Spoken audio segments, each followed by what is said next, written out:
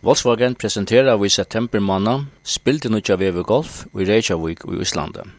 Talan om ein spildenutjan bil som hovas alt lujkist forgengaren.